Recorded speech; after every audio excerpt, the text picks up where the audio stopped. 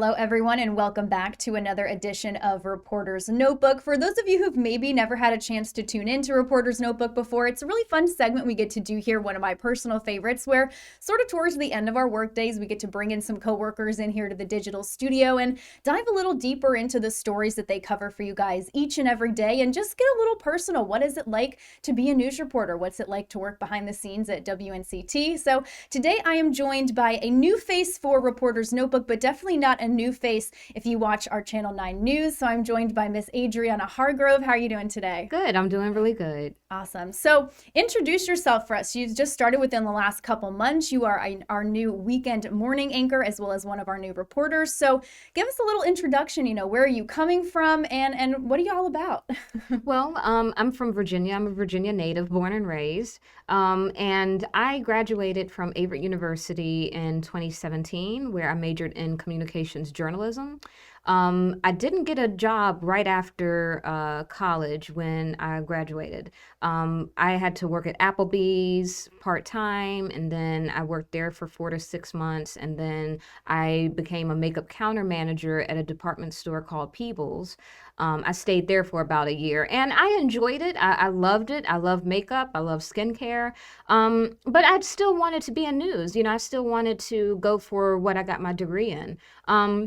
So I lived very far away in a very rural area where there really is no news stations. The only nearest one in my hometown was Richmond, Virginia, which was an hour north of my hometown. And I actually got a job from there, got my foot in the door there as an editor. And I drove up there for 4 to 6 months straight until I was promoted to a digital content producer 4 to 6 months after I became an editor. So I really just loved being in the news. It's something that I've always wanted to do. I really believe that, I worked hard to get where I am now. Yeah. And when I stayed at Channel 12 in Richmond for about 2 years as a digital content producer full time, and now I'm here. And this has always been my dream. This is something that I've been wanting to do since childhood. Ever since I can remember, I was 4 years old, 5 years old, watching the news. I would always wake up every morning and watch the Today Show with Katie Couric, Ann Curry, Al Roker, every day, every morning, and that's something that I always wanted to do.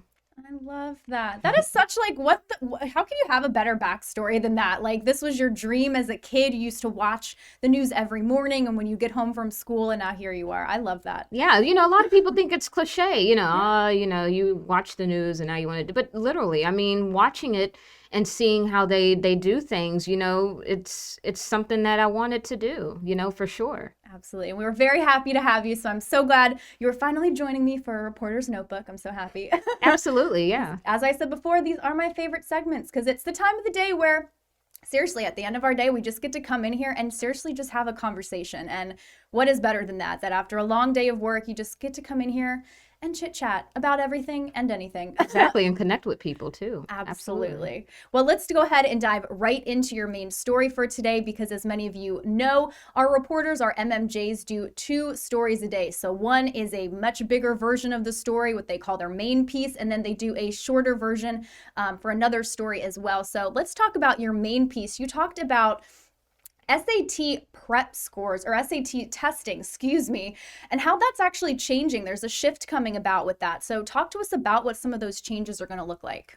Yeah, so they're going to make it shorter. It was 3 hours. They're going to shorten it to 2 hours, which I remember taking the SAT test, right? and it was so much you had to go through during that day. It was different sections. You had reading, writing, and math.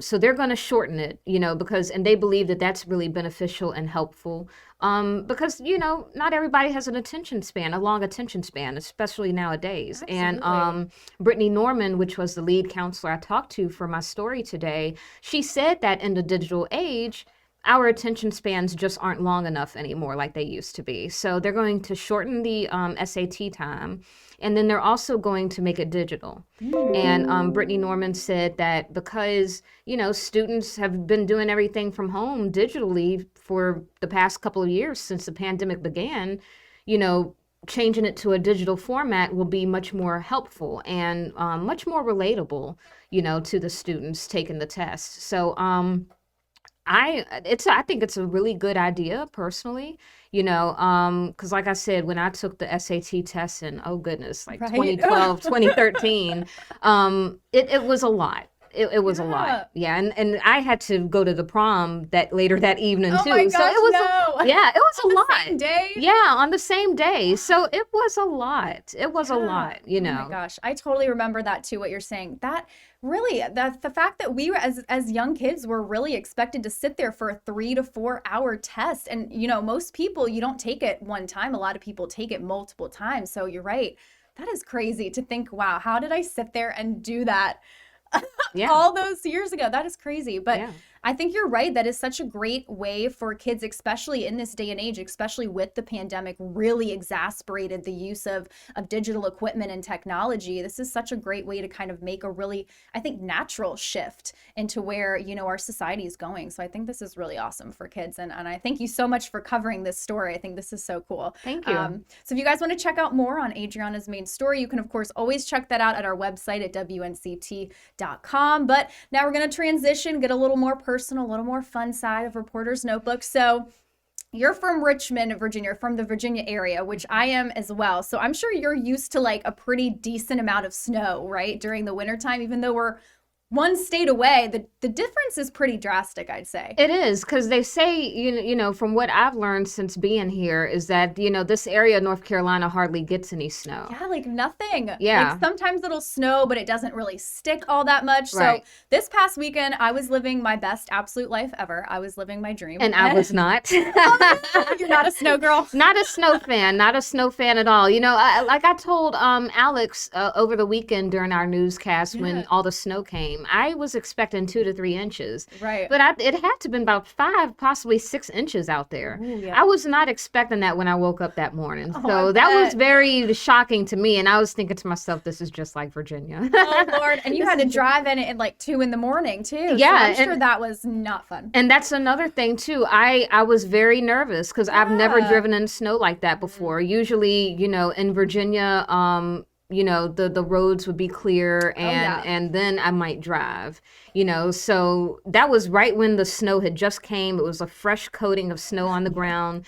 And it was a challenge for me. I was a little bit nervous behind the wheel, but luckily somebody was on the road before me, so I was able to kind of drive in their tracks. So, Mario Karting behind them. Right, exactly. But yeah, that was a little bit scary for me. I'm so sorry. So you're definitely not looking forward to this upcoming weekend. I am gonna not. guess. Oh, no. I'm not at all. See, I've been getting a pretty split consensus on it. Some people are like, yeah, let's go. I am one of those people. I'm so sorry.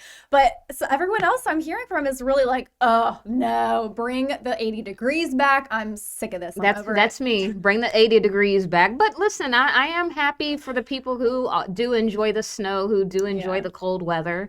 I will say the only plus side to that is, I do like the sweater dresses and the Ooh, yeah. turtlenecks and the Cozy. long sleeves. Right, cozy. But the weather, nah. But I'll leave it up to y'all. I'm glad y'all enjoy it. That's personally not something I like. I just am ready for maybe the springtime and definitely the summertime. I hear that. I do hear you. Well, do you like ice cream? I'll say one last thing. Do you like ice cream? Oh yeah, I mean, I Okay. go to Cold Stone Creamery and I was Oh, at yeah. Baskin Robbins the other week, even though it was like 30 degrees outside. The same way. So I recently found my boyfriend, he's from South Carolina. And so they have this thing that they used to make, and I'd never heard of this before, snow cream. And you basically leave a bowl out the night before it snows. So you get all the fresh powder, all the light, fluffy powder. And you can make literally homemade ice cream. And we did it over the weekend for the first time. You showed me how to make it. It is so delicious. You literally are making like homemade ice cream in your kitchen with fresh snow, and it tastes so good. And it takes like 30 seconds to make. I'll have to send you the recipe because maybe although you're not a snow girl, maybe this might change your mind a little bit. Yeah, that's interesting. Good. I'm invested for sure. It's so interesting. It's seriously milk, snow, sugar, and a teaspoon of like vanilla flavoring. It's crazy. And you mix it all up and it creates ice cream somehow. Definitely send me that. That's invest. Yeah, I'm invested. Absolutely, yeah. And if anybody wants the recipe, shoot me an email, send a message my way. I will gladly share because I am obsessed with this now. And we still have some in our freezer, so.